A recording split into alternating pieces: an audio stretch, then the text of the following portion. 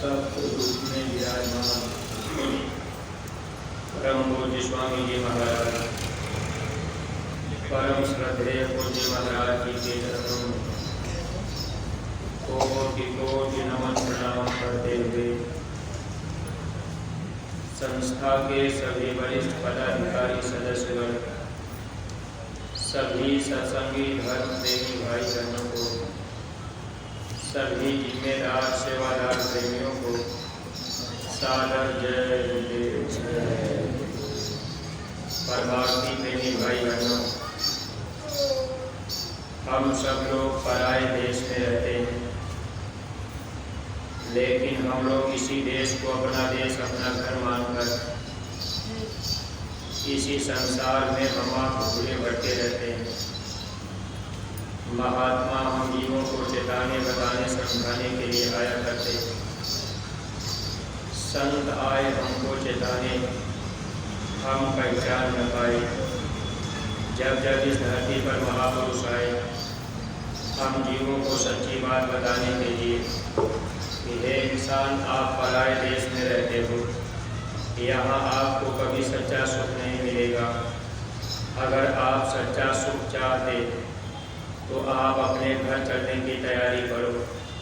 निश्चित है, जब हम आप अपने घर चलने की तैयारी करेंगे तो एक तरफ से हम लोगों को हटना पड़ेगा, यानी ये देश जब हम आप छोड़ेंगे तभी यहाँ से हम आप अपने घर वापस जाएंगे।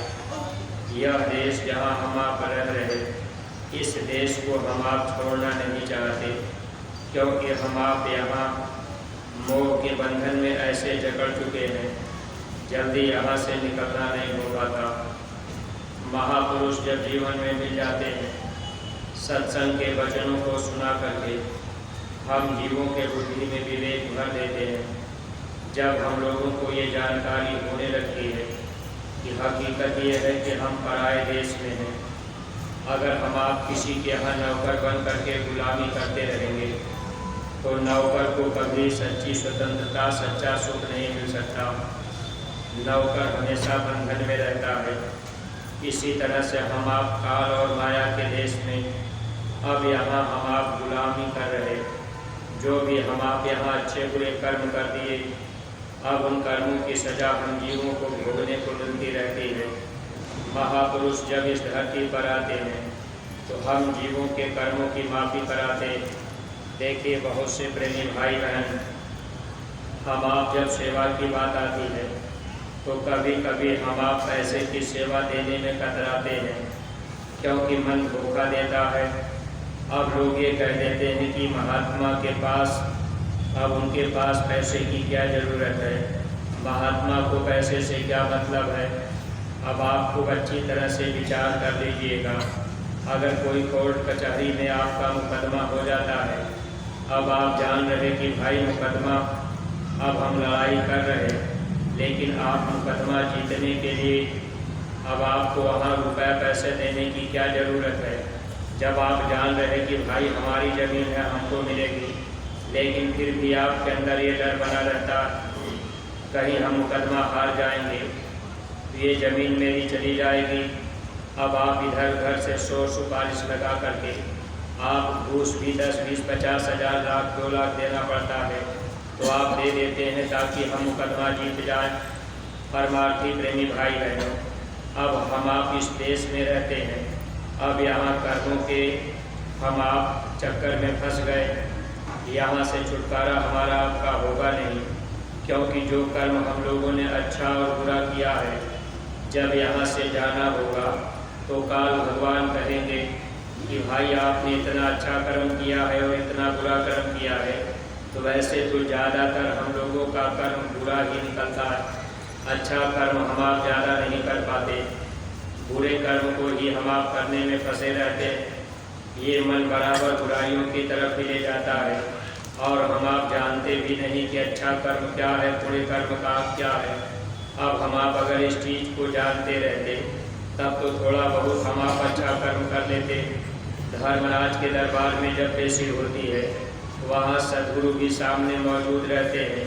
अब ये काल भगवान कहते हैं कि ये जीव इतना पाप कर्म किया है, अब इसको सजा भोगनी पड़ेगी। तब महात्मा हम जीवों को वहाँ से छुटकारा दिलाने के लिए फिर महापुरुष हम जीवों को अब वहाँ क्या करते हैं, फिर काल भगवान से महापुरुष कहते हैं कि देखो ये मेरे बच्चे इतना रुपए धर्म के काम में खर्च किए। जैसे आप सत्संगी प्रेमी भाई बहनों को बताया गया कि एक एक रुपया सब लोग रोज रोज अपने घर में गुल्लक डाल करके निकालते रहें। 1 रुपये से ज़्यादा आपको उसमें नहीं डालना है। 1 रुपये प्रत्येक सत्संगी प्रेमी भाई बहन अगर हम आप रोज रोज डालते रहे, ये सेवा हम लोगों की धर्म के काम में लग जाएगी। लेकिन देखिए महापुरुष अब हम जीवों को वहाँ से निकालने के लिए, छुटकारा दिलाने के लिए जब कचहरी में अदालत में पेशी होती है, तब महात्मा बताते हैं कि देखो इस जीव ने इतनी सेवा किया, इसने अपने तन से इतनी सेवा किया, इसने इतना धन से सेवा किया है, इसलिए इसके जो भी कर्म हैं अब इनके कर्मों की सब माफ़ी होगी। महात्मा कर्मों की माफ़ी करा करके फिर हम जीवों को यहाँ से ले चलने का काम करते हैं। लेकिन प्रेमी भाई बहनों, ये मन हम लोगों का धोखा देता रहता है। अब हम आप ये सोचते हैं कि भाई हमको नाम दान मिल गया तो हमको सेवा करने की क्या ज़रूरत है, हम रुपया पैसा क्यों दें, वहाँ तो इतना धन दौलत रुपया पैसा पड़ा है। अब लोगों के मन में तरह तरह की बातें उत्पन्न होने लगती हैं। लेकिन देखिए प्रेमी भाई बहनों, महात्मा केवल रुपए पैसे के भूखे नहीं होते, उनको तो इस चीज़ की भूख होती ही नहीं। गुरु महाराज एक बात बताया करते थे कि ये धर्म की सेवा सबसे निकृष्ट सेवा मानी जाती है, फिर भी महात्मा हम जीवों से कुछ न कुछ सेवा ले लेते हैं। कारण क्या है, हम जीवों के कर्मों को काटने के लिए धर्मराज के दरबार में जब काल भगवान रोकने लगे थे, ये जीव इतना बुरा कर्म पाप कर्म किया है, अब इसको हम यहाँ से जाने नहीं देंगे। तो महात्मा यही हमको आपको निकालने के लिए एक बहाना बना देते हैं कि भाई आप ये सेवा कर दो, ये सेवा कर दो, तन से भी कर दिए, धन से भी कर दिए, तब हम जीवों का छुटकारा हो जाता है। वैसे तो महात्माओं के पास हर तरह के लोग आते हैं। अब ऐसे धनी मानी लोग भी आ जाते हैं जो लोग चाहते हैं कि भाई हम अपना अधिक से अधिक लगा दें, लेकिन महापुरुष सबको लाभ देने के लिए तरह तरह की सेवाएं बराबर जारी रखते हैं। यही स्वामी जी महाराज के समय में दिसंबर का महीना था, रात का समय स्वामी जी महाराज लगभग 2 बजे रात को गाड़ी लेके निकले। गाड़ी में बैठे स्वामी जी महाराज गौशाले की तरफ गए। अब जब लाइट पड़ी तो कुछ सत्संगी प्रेमी जो थे, कुछ लोग गौशाले में भी लेटे थे, जग गए। दर्शन के लिए भी लोग खड़े हो गए। स्वामी जी महाराज का लोग रात में दर्शन कर रहे। एक सेठ जी भी संयोग से आए थे, वो भी स्वामी जी महाराज का दर्शन किए। उस समय स्वामी जी महाराज अपनी नजरें गायों पर, सांड बैलों पर डाल रहे थे। उस समय ठंडी इतनी तेज लग रही थी, कोहरा पड़ रहा था, गाय सांड बैल ठिठुरे हुए थे। अब वो शरीर एकदम सिकुड़े हुए। एक जो सेठ जी आए तो उन्होंने कहा, हुजूर अगर आपका हुक्म मिल जाए, आदेश हो जाए तो हम ये पूरा 3 शेड लगवा दें। इन गायों के लिए रहने की छाया व्यवस्था अच्छी हो जाएगी, इनको ठंड भी नहीं लगेगी। स्वामी जी महाराज ने मना किया। गुरु महाराज ने कहा ये हमारे बच्चे 10-20 रुपए की सेवा दे करके, 100-250 रुपए की सेवा दे करके इस काम को ये बच्चे पूरा कर लेंगे। देखिए प्रेमी भाई बहनों, अगर महात्मा को केवल रुपए से ही मोह होता तो गुरु महाराज कितना ले लेते। लोहा से सोना बनाने का काम गुरु महाराज जानते थे, लेकिन गुरु महाराज अगर चाहते तो लोहा खरीद के ही सोना बना लेते।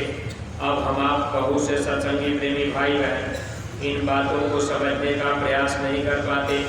आज बहुत से ऐसे जिम्मेदार सेवादार प्रेमी भाई बहन, अगर हम आप सेवाओं को इकट्ठा किए, मान लीजिए हम आप अपने मन से विचार बना लिए कि चलो इस सेवा को हम जिले में ही खर्च कर देंगे, इससे हमको लाभ मिल जाएगा, तो आपको मिलेगा क्या? अगर आप महात्मा की बात नहीं माने, गुरु दरबार की सेवा गुरु दरबार तक नहीं भेज पाए, जिस मद की सेवा हो उस मद में अगर आपने नहीं डाली तो इसका भी खामियाजा आपको भोगना है। जब धर्मराज के दरबार में पेशी होगी, वहाँ हिसाब होगा। अब सदगुरु आपको बचाने के लिए अब वो कैसे बचा पाएंगे जब आपने सेवाओं को अपने मन से खर्च कर दिया, आपने सदगुरु से पूछा भी नहीं। या गुरु महाराज के जब वचन हमको आपको सुनने को मिल गए कि जिस मत की सेवा हो उस मत में डाल देना चाहिए, प्रेमियों का मन खराब नहीं करना चाहिए। लेकिन अगर हम आप ये सोचें कि चलो भाई अब हम जिम्मेदार हैं, चाहे जहाँ खर्च कर दें, तो इसका कर्म फल हम जीवों को भोगना पड़ेगा। अब हम आप ये चाह रहे कि भाई हम ये काम अच्छा कर रहे। सत्संगी प्रेमी भाई बहनों, देखिए इसलिए हम आप इस संसार में बराबर फंसते जाते हैं। महात्मा तो हम लोगों को छुड़ाना चाहते हैं। अब 10-10, 20-20 रुपये, 100-100, 50-50 रुपये की सेवाएं जो गुरु महाराज हम प्रेमी भाई बहनों से लेते रहे और कोई किसी तरह का बंधन भी नहीं लगाया गया। गुरु महाराज ने कहा ये हमारे बच्चे थोड़ी थोड़ी सेवा कर देंगे और ये सब काम पूरा हो जाएगा, क्योंकि लाभ हम परमार्थी प्रेमियों को देना है। इसलिए सत्संगी प्रेमी भाई बहनों, आप सेवा का भी ध्यान रखा करिए। जब कभी भी कोई सेवा गुरु दरबार से लगाई जाए तो आपका नाम खाली न जाए, यानी रजिस्टर में आपका भी नाम पड़ा रहे। भले आपका कम ही पड़ा, लेकिन आपका नाम पड़ जाए कि भाई ये हमारी 50 रुपये, 20 रुपये है, ये 30 रुपया, या आपके पास क्षमता है 1000-2000 की, तो आप अपनी क्षमता के हिसाब से कर लीजिएगा। ये तो आप जितना लगाते जाएंगे उतना ही लाभ पाएंगे। अगर आप सेवा देना बंद कर देंगे तो सद्गुरु का काम नहीं रुकेगा, लेकिन इस जीवात्मा को काल भगवान रोक लेंगे। इसलिए महापुरुष हम जीवों को निकालने के लिए बराबर कोई न कोई सेवा हमेशा वो लगाए रखते हैं, ताकि हम जीवों का किसी भी तरह से छुटकारा हो जाए। अगर हम आप ये सोच रहे कि भाई हम तो अच्छा कर्म कर रहे, अब हमको आपको क्या पता कि क्या हम अच्छा कर रहे क्या बुरा कर रहे। मान लीजिए आपने सेवा अपने पास ले ली, अब आपका विचार बना कि चलो भाई इस पैसे से हम भंडारा करा देंगे। अब आपने उसको संगत में खर्च कर दिया।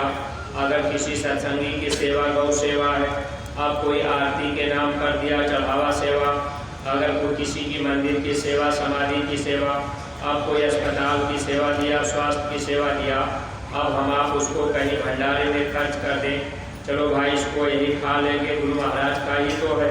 अब ये अगर आपने सोच लिया तो ऐसा काम अगर हम आप कर लिए, फिर हम आप कर्म बंधन में बंधने लगे। अब आप सोचेंगे हम तो अच्छा कर्म कर रहे, लेकिन प्रेमी भाई बहनों, अगर आपने गुरु का हिस्सा और गुरु की सेवा आपने अपने काम में अपने स्थान में लगा ली, तो फिर आपका इसमें नुकसान जाएगा। इसलिए सत्संगी प्रेमी भाई बहनों, हम लोगों को भी बराबर ध्यान रखने की ज़रूरत। हम आप जिस प्रकार की सेवाएं देते हैं, जब भी आप सेवा दिया करिए तो जिस जिम्मेदार को जैसे आप न्याय पंचायत में देते हैं, तो आप अपना हस्ताक्षर भी बनाइए और देख लिया करिए कि हमारी सेवा इसमें कितनी लिखी गई। अगर आप देखेंगे तो अच्छा रहेगा और आपको जानकारी रहेगी, उनको भी समझ में आएगा, लेने वाले को भी, कि भाई ये देखते हैं। अगर आपने झटके में कमाया, भाई हमारा 500 रुपये लिख लीजिए, और लिखने वाले ने झटके में 1 किलो नहीं लिखा, तो 50 रुपये ही आपका रजिस्टर में पड़ा है। आपको जितना लिखा है उतना ही सेवा में आएगी। इसलिए आप सेवा भी करते हैं तो इसका भी ध्यान रखा करिए। और जो सेवाएं मथुरा गुरु दरबार की, वो गुरु दरबार तक आते रहे। तब तो धर्मराज के दरबार में महापुरुष हम जीव के कर्मों को काट करके अब यहाँ से पार कर देंगे, हम आप अपने देश चले जाएंगे। वरना इसी काल माया के देश में हम आप जन्म मरण की पीड़ा में दुख पाते रहेंगे, कोई हमको आपको बचा नहीं पाएगा। आज हम आप मोह ममता में आकर या नाम के चक्कर में, मान सम्मान की वजह से कि चलो भाई ये काम हम कर देंगे, हमारा नाम हो जाएगा। अगर हम आप ऐसा कर लिए कि भाई ये काम हम करेंगे, हमारा नाम होगा, अगर आपने अपने नाम के लिए, मान के लिए काम किया, तो ये परमार्थ में दोनों चीज़ें बांधत हैं। गुरु महाराज बराबर सुनाया करते थे, लाभ और मान क्यों चाहे, पड़ेगा फिर तुझे देना।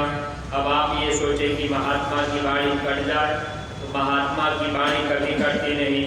अगर आपने लाभ के लिए और मान के लिए अगर 2 तरह से सेवाओं को खर्च कर लिया कि चलो भाई इस सेवा को हम अपने ज़िले में ही लगा देंगे, तो इससे हमको थोड़ा लाभ मिल जाएगा और हमको मान सम्मान मिल जाएगा, तो ये दोनों चीज़ें आपको भोगना और भरना पड़ेगा। जब महापुरुष जैसा आदेश करें, अगर पूज्य महाराज जी के द्वारा जो आदेश मिले, अगर हम आप उस हिसाब से सेवाओं को जिले में खर्च करेंगे, तब तो उसका लाभ हम लोगों को मिल जाएगा परमार्थ में आत्मा के लिए। अगर हम आप अपने मन से सेवा करते रहे, कभी भी हम आप लाभ नहीं पाएंगे। फिर ये जीवात्मा काल और माया के देश में यही जन्म मरण में फंस जाएगी। इसलिए प्रेमी भाई बहनों, देखिए महापुरुष जब जब आए, इस पराये देश से हम जीवों को निकालने के लिए महात्मा अथक परिश्रम करते रहे। स्वामी जी महाराज अपने जीवन काल में बराबर हम प्रेमी भाई बहनों से सेवाएं देते रहे और हम आप श्रद्धा भाव से सेवा भी करते रहे। लेकिन देखिए, गुरु महाराज के निज धाम जाने के बाद थोड़ा बहुत हम लोगों के मन में भ्रम भ्रांति भी आ गई। इसलिए हम लोगों का भाव सेवा से कम पड़ गया। थोड़ा मन हमको आपको इधर की तरफ सेवा करने से रोकने लगा। अगर हम आप रुक जाएंगे तो नुकसान अपना होगा। इसलिए परमार्थी प्रेमी भाई बहनों, सेवा का भी ध्यान बराबर रहे और हम आप अच्छे बुरे कर्म को बराबर इस संसार में कर रहे। ज़्यादातर हम आप बुरे कर्म ही करते हैं, अच्छे कर्म तो बहुत कम हो पाते हैं। और इसका लाभ हम प्रेमी भाई बहनों को महापुरुष देने के लिए बराबर प्रयास करते हैं। गुरु आदेश में जितनी सेवा हम आप करेंगे, उसका लाभ हमको आपको पूरा पूरा मिल जाएगा। अगर हम आप अपने मन से खर्च करने लगे कि चलो हमको इसका पूरे फल मिल जाएगा, वो फिर आपके लिए बंधन बन जाएगा। आपने पाप किया तब भी बंधन हो गया, आपने पुण्य किया तब भी बंधन हो गया। इस तरह से जीवों को काल भगवान ने रोक दिया कि कोई भी जीव यहाँ से जाने ना पावे। देखिए, एक बार की बात, एक शेर गौ सेठानी रहा करते थे, धन दौलत से पूरे आबाद थे, किसी तरह की कमी नहीं थी। कोई भी उनके दरवाजे आता, खूब खिलाते पिलाते, दान दक्षिणा देते, रुपया पैसा कपड़ा लत्ता दे देते। अब वो इस तरह से बड़े बड़े यज्ञ भी कराते, लोगों को बुला बुला करके भोजन कराते। ऐसे धीरे धीरे समय बीतता गया, समय बलवान होता है। इसलिए प्रेमी भाई बहनों, कब किसको समय किधर पलट दे कोई नहीं जानता। हिल्लन लूटी गोपियाँ, वही अर्जुन वही बाण, पुरुष बली नहीं होता है, समय बहुत बलवान। अब समय का चक्कर बदला। अब सेठ और सेठानी बिल्कुल गरीबी आ गई, गरीब हो गए। अब उनके पास खाने भर का सामान नहीं। धीरे धीरे ऐसी स्थिति आ गई कि गांव भर का लोगों का कर्ज भी बन गया। अब लोग कहते थे, भाई हमारा दे दीजिए, हमारा दे दीजिए। कोई गरीब आदमी अगर 10 लोगों का कर्जा उसके पास हो जाता है, बेचारा परेशान रहता है। आदमी सोचता है कि भाई जिनका कर्जा है, हमसे उनसे मिलना जुलना न होने पावे, क्योंकि वो मिलेंगे तो कर्जा ही मांगेंगे। सेठ और सेठानी परेशान रहने लगे। अब लोगों ने विचार बना लिया कि अब एक काम किया जाए कि गांव छोड़ दिया जाए। अब यहाँ रहना ठीक नहीं है। भीख मांग मांग करके खाया करते थे, किसी तरह से गुजारा करते थे। उधर से लोग कर्जा भी मांगते थे, अब इधर जो है भीख मांग करके किसी तरह से वो अपना पेट भरते थे। अब वो फिर अपना गांव घर छोड़ करके दूसरे राज्य में निकल गए। अब वहाँ जा करके लोग ऐसे दिन भर भीख मांग करके ये रोटी खा लेते थे। अब देखिए, आज के समय में अब भीख मांगना भी एक तरह से व्यापार बन गया। जबकि महात्माओं ने इस बात का इशारा भी किया था कि हे इंसान, आप दुनिया में सब काम करना, लेकिन भीख मांगने का काम मत करना। अब लेकिन प्रेमी भाई बहनों, अब तो बहुत से लोग इस तरह के हो गए कि भाई कोई काम नहीं कर पा रहे, चलो इस तरह से वेशभूषा बना करके भीख मांग लेंगे, रुपया पैसा मेरे पास दिन भर में काफ़ी आ जाएगा। और बड़े बड़े महल अटारी लोग बनवा लेते। लेकिन इसका परिणाम क्या होगा और जीव को किस तरह से नरकों में डाल करके सजा दी जाएगी, इस चीज़ को हम आप समझ नहीं पाते। इसलिए महात्माओं ने मेहनत और ईमानदारी, ये दो चीज़ें हम जीवों के लिए अनिवार्य बता दिया। यही मनुष्य का गहना है। अगर हम आप इसको पहन लेंगे तब परमार्थ की कुछ दौलत हासिल कर लेंगे। अब सेठ और सेठानी दूसरे राज्य में चले गए, भीख मांग के खाया करते। एक दिन सेठ और सेठानी आपस में विचार कर रहे कि भाई हम लोगों ने बहुतों को खिलाया पिलाया, बहुतों को दान दक्षिणा दिया, लेकिन प्रेमी भाई बहनों देखिए, आप इस बात को ध्यान में रखा करिए, अगर आप अपना धन चाहे जितना आप इधर उधर में लुटा देंगे, आप कहीं बांट देंगे, कहीं किसी को दे देंगे, आप बड़े बड़े भंडारे यज्ञ करा के खिला देंगे, लेकिन उसका लाभ आपको परमार्थ में नहीं मिलेगा। परमार्थ में लाभ कब मिलेगा? जब आप गुरु आदेश में धन खर्च करेंगे, गुरु के कहने पर आप बात मानेंगे, धन खर्च करेंगे, उसका लाभ आपको परमार्थ में मिलेगा। इसलिए परमार्थी प्रेमी भाई बहनों, आप इस चीज़ को ध्यान में रखते रहेंगे, तब तो लाभ आपको मिलता जाएगा।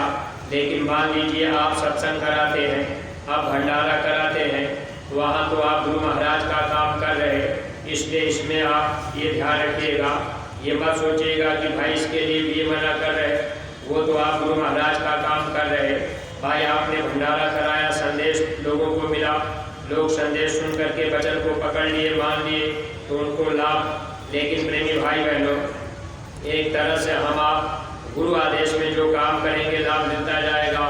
आदेश के विपरीत अगर हम आप होकर के धन खर्च करेंगे, कोई लाभ परमार्थ में नहीं मिलेगा। सेठ और सेठानी जिस राज्य में रहते थे, अब एक दिन भिक्षा मांग करके शाम को लोग अब एक पेड़ के नीचे आराम कर रहे, तब तक अब राजा के सिपाही ढिढोरा पीट रहे थे कि भाई इस देश में, इस राज्य में रहने वाले जो भी लोग हैं, अगर आपने अपने जीवन में कुछ पुण्य कर्म किया है तो पुण्य के बदले में महात्मा, पुण्य के बदले में यहाँ के राजा, आप जो चाहेंगे धन दौलत राजा आपको दे देंगे। अब ये आवाज़ जब लगी, सेठ सेठानी के पास जब आवाज़ पहुँची, तो सेठ और सेठानी सोचने लगे कि भाई राजा पुण्य खरीद रहे, अब उसके बदले में धन दौलत दे रहे। तो सेठ और सेठानी दोनों ने विचार बना लिया कि कल हम लोग राजा के पास चलेंगे, अपने इस जीवन में जो भी पुण्य हमने किया है उस पुण्य को हम बेच देंगे और उसके बदले में कुछ धन दौलत दे देंगे, आराम से अपना जीवन गुजार देंगे। अब दूसरे दिन सेठ और सेठानी राजा के पास गए, कहने लगे कि महाराज हम लोग अपना पुण्य बेचने आए हैं, आप हमको उसके बदले में कुछ धन दौलत दे दीजिए। राजा ने कहा ये देखो सामने मशीन खड़ी है, अब आप सामने खड़े हो जाओ, शीशे में दिखाई देगा कि आपने अपने जीवन में क्या पुण्य किया, कब किया। जब सेठ और सेठानी दोनों लोग खड़े हुए तो शीशे में कोई पुण्य नहीं निकला, सब जीरो निकला, पुण्य उनके जीवन में था ही नहीं। अब बेचारे दोनों सेठ सेठानी अब वो विवश होकर के लाचार होकर लौट आए, बड़े चिंता में रहे। अब देखिए दूसरे दिन सेठ और सेठानी फिर भीख मांगे। अब वो सोच भी रहे थे कि हम लोगों ने बड़ा पुण्य किया, बहुत दान पुण्य किया, लेकिन राजा के मशीन में कुछ निकला नहीं। दूसरे दिन सेठ और सेठानी अब भिक्षा मांगने गए तो उनको रोटी मिल गई। अब वही रोटी लेकर के एक पेड़ के नीचे बैठ करके सेठ और सेठानी खाने जा रहे थे। जब लोग रोटी खाने जा रहे तो उस समय एक कुत्ता भूखा हुआ था, वो आ गया, क्योंकि उनको भी भूख लगी रहती है और उनकी सूंघने की क्षमता बड़ी ज़्यादा होती है। अब कुत्ता कहीं भी भोजन हो बनता है, दूर तक उनको गंध मिल जाती है, अब इकट्ठा हो जाते। अब वो कुत्ता जब आया, सामने आकर के बैठ गया, सेठ अपनी रोटी खाने जा रहे, लेकिन सेठ के मन में आया कि कुत्ता भी भूखा है, हाँफ रहा है, देख रहा है। सेठ ने अपने हिस्से की रोटी कुत्ते को डाल दी, कुत्ता रोटी खा गया। अब कुत्ता फिर बैठा रहा, सेठानी सोच रही कि मैं क्या करूं। अब सेठानी ने अपने हिस्से की भी रोटी डाल दी। अब कुत्ता दोनों लोगों की रोटी हिस्से की खा लिया, कुत्ता तो चला गया। अब सेठ और सेठानी आपस में विचार कर रहे, रात में भूखे रह गए, सोचने लगे कि हम लोगों ने इतना यज्ञ कराया, इतने को खिलाया पिलाया, कोई पुण्य ही नहीं निकला, कहीं ऐसा तो नहीं कि राजा की मशीन बिगड़ी है। अब दूसरे दिन फिर हो गए, कहने लगे महाराज हम लोगों ने जीवन में बहुत पुण्य किया था, लेकिन हमारा कोई पुण्य निकला ही नहीं। राजा ने कहा मशीन में फिर सामने खड़े हो जाओ, अब फिर शीशे में आपको दिखाई देगा, आप मशीन के सामने हो जाओ। अब जब सेठ और सेठानी फिर खड़े हुए तब पुण्य निकला। राजा बोले कि इस पुण्य के बदले में हम आपको अपना आधा राज्य देते हैं, लेकिन पुण्य में क्या निकला था कि आप दोनों भूखे रोटी खाने जा रहे, एक कुत्ता भूखा आ गया सामने, आपने अपने हिस्से की रोटी कुत्ते को डाल दिया, ये बहुत बड़ा पुण्य का काम आपने किया है। परमार्थी प्रेमी भाई बहनों, स्वामी जी महाराज ये दृष्टांत सुनाते हुए गए थे कि आज के समय में पुण्य भी कोई कर पाता है। अब अपना पेट खाली रख करके कौन दूसरे का पेट भरना चाहता है। हमको आपको जब सेवा का आदेश होता है तो कभी तो हम आप ऐसा नहीं कर पाते कि चलो भाई हम अपना काम रोक करके सेवा में लगा दें।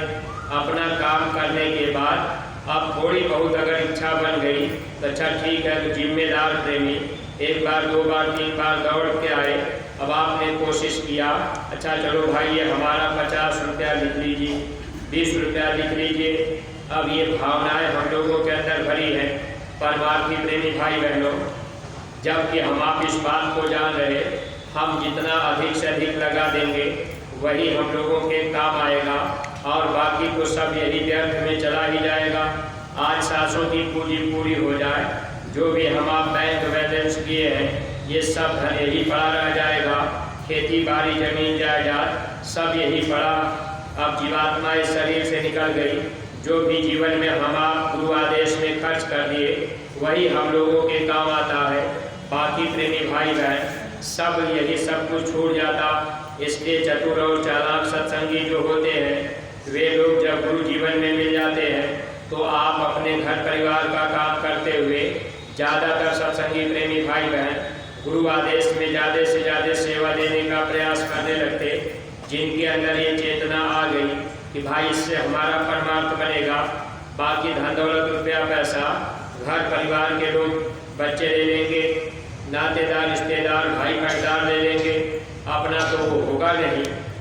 इसलिए हम आप जो भी सत्संगी प्रेमी देखिए महापुरुष, इसीलिए हम जीवों को बराबर आदेश करते हैं ताकि हम आप तन और धन से सेवा करते जाएं।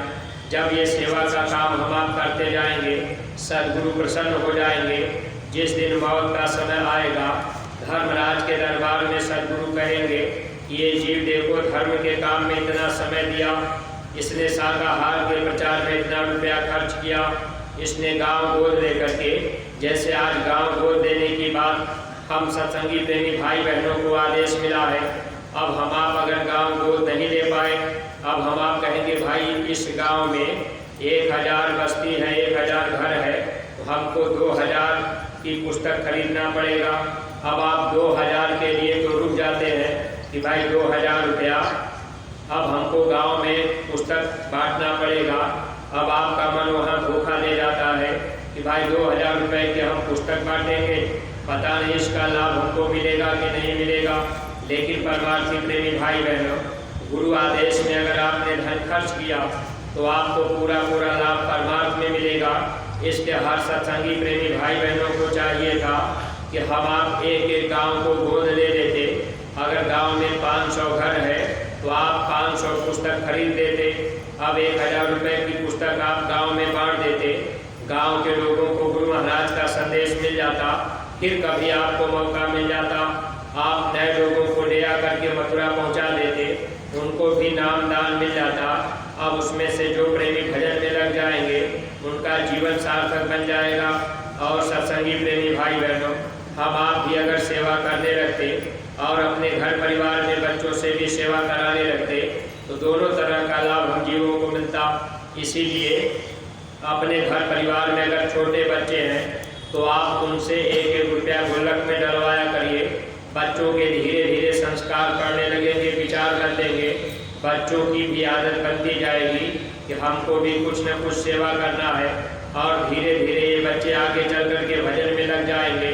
गुरु महाराज ने कहा भी था कि जब आगे वक्त नाजुक आएगा तो भजन करने वाले प्रेमियों की रक्षा होगी।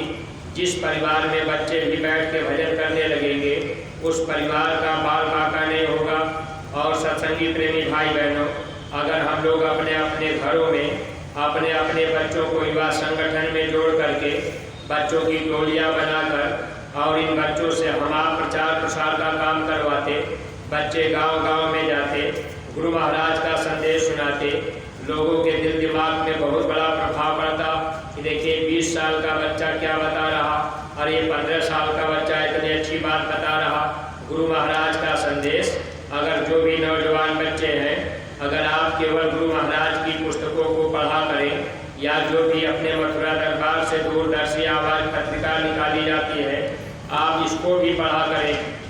बहुत कम प्रेमी ऐसे हैं जो पुस्तक को पूरा पढ़ पाते हैं।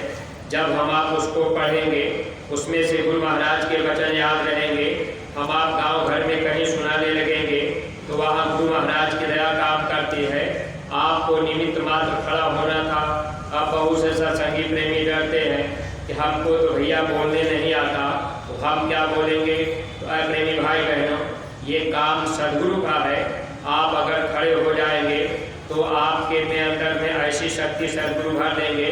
स्वामी जी महाराज ने कहा था, आप केवल खड़े हो जाओ, मैं यहाँ से पलक लगा दूंगा और आप सबको सुना देना।